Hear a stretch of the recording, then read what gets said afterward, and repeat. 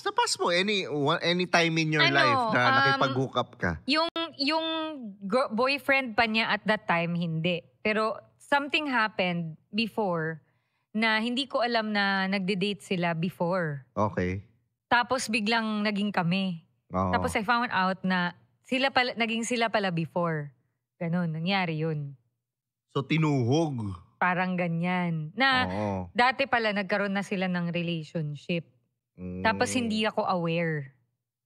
Tinikman kayo parehas. Ganon. No? Or baka nagkataon na at that time hindi niya ako nakakasama. Tapos biglang nakasama niya ako. Biglang, uy, ganito, try ko nga rin. Ganyan. Ako hindi ko alam. So, I went na ipatuloy yun kasi hindi ko naman alam. And then malalaman ko na lang after na they dated pala, yung ganyan.